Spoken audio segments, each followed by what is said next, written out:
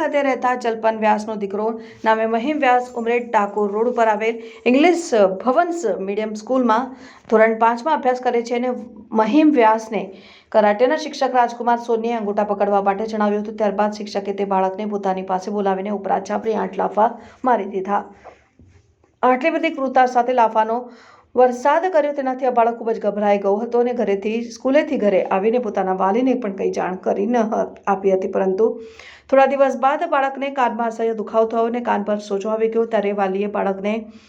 રાહત થાય તે માટે કાનમાં ટીપા નાખીને રાહત થાય તેમ કર્યું અને બાળકે તમામ હકીકતની જાણ વાલીને કરી, પરંતુ કાનમાં દુખાવો ચાલુ રહેતા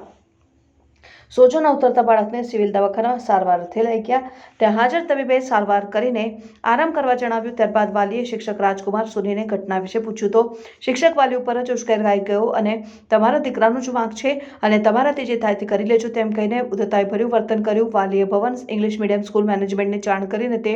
શિક્ષક રાજકુમાર સામે પગલાં ભરીને કાયદેસરની ફરિયાદ કરવા જણાવ્યું, પરંતુ આજ દિન સુધી ભવન્સ ઇંગ્લિશ મીડિયમ સ્કૂલ મેનેજમેન્ટે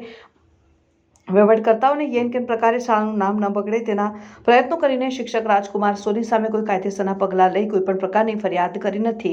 આ બાળક નામે મહિમ વ્યાસની મેનેજમેન્ટ ખબર અંતર પણ લીધા નથી ને બાળકને કોઈ શારીરિક ખામી છે કે કેમ તે પણ જાણકારી મેળવી નથી। બાળકના પિતા જલપન વ્યાસની અરજી મુજબ તેના દીકરા મહિમ વ્યાસ શરીરે ખૂબ જ નબળો છે અને શિક્ષક રાજ સોની કરાટે શીખવવાનું કામ કરે છે અને તેઓએ આ બાળકને લાફા મારીને ગંભીર માર માર્યો, પરંતુ પ્રાથમિક સારવાર લીધા બાદ બાળકને ભવિષ્યમાં ડાબા કાનમાં ગંભીર ઉણપ આવી શકે એમ કાયમી બેરસ પણ આવી શકે તેવી શક્યતા છે। જલપન વ્યાસની ડાકોર પોલીસ સ્ટેશન ખાતે આપેલ અરજી મુજબ શિક્ષક રાજ સોની રાજકીય રીતે પહોંચી વળેલ છે અને સ્કૂલ મેનેજમેન્ટ સબળ રાજકીય પીઠબળ ધરાવે છે અને બાળક પર કરેલ જુલમથી બાળક આજ દિન સુધી માનસિક આઘાતમાં ગભરાઈ ગયેલ હોય છતાં સ્કૂલ મેનેજમેન્ટે વાલીને જે થાય તે કરી લેજો તેમ જણાવીને કાઢી મૂક્યા હતા, જેથી બાળકના વાલી જલપન વ્યાસે ડાકોર પોલીસ સ્ટેશન ખાતે શિક્ષક રાજ સોની અને